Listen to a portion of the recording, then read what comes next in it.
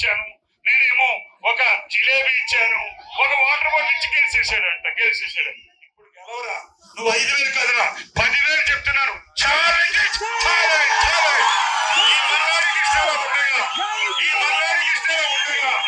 ఎన్ని వేల మందితోటి పేదోడు గెలిపించాడో కులానికి చెందింది ఛాలెంజ్. ఈ ఛాలెంజ్ ఎక్కడ కొట్టలేదు, గిరాంబేర్లో ఛాలెంజ్ కొట్టారు. నేను చిత్తుగా ఓడించకపోతే నేను యాదవ్లో గుండు కొట్టించుకుని నా పేరు మార్చుకుని నేను ఉంటాను. అరే ఈ పరిపాలన 5 సంవత్సరాల పరిపాలనకి చిచ్చి చిచ్చి చిచ్చి పోరా పోరా పోరా అని పరిపాలన 36 సంవత్సరాలైనా కానీ నాకు ప్రజల మీద ప్రేమ తగ్గలేదు, ప్రజలకి నా మీద ప్రేమ తగ్గలేదు. ఇదిగా నాగానికి ఇష్టం. ఎవరికో 50,000 ఇస్తే 3-4 అక్కడ ఉంటుంటే 50 మంది తీసుకొచ్చి పాలాభిషేకం అంట. పాలాభిషేకం నీకు ఏం పాలాభిషేకం? దేనికిరా? పేకాటాలు ఇచ్చినందుకు పాలాభిషేకమా? చెత్తడబ్బు పట్టిపోతున్నారు, శుభ్రం చేయగానే పట్టుకెళ్ళిపోతున్నారు పాలాభిషేకమా? దేనికిరా? నువ్వు నక్కకి నాగలోకానికి నీకు నాకు పోలిక ఎక్కడ్రా పోలిక? నీకు నాకు దేంట్లో పోలికరా?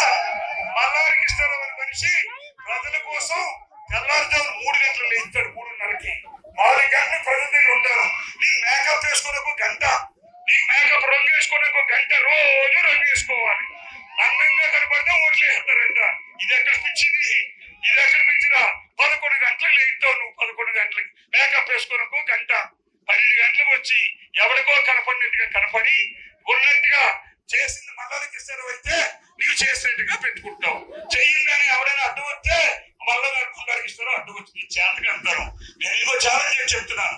నేను ఇదిగో రాబోయే మే 9వ తారీఖు లోపు నేను మంత్రిని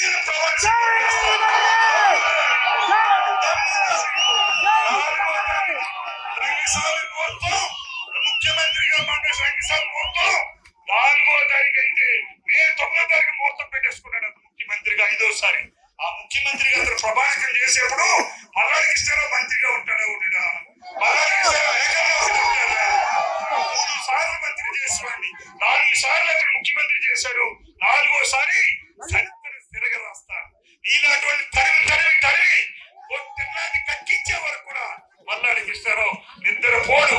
ప్రజలకు ఏవైతే మాట ఇచ్చాను, ప్రజలకు ఏవైతే మాట ఇస్తున్నానో ఇచ్చిన మాటని తూచా తప్పకుండా ప్రతి మాటని కూడా రామారావు ఎదురుగా చెప్తున్నాను. ప్రతి మాటని కూడా నేను పోషించుకుంటాను.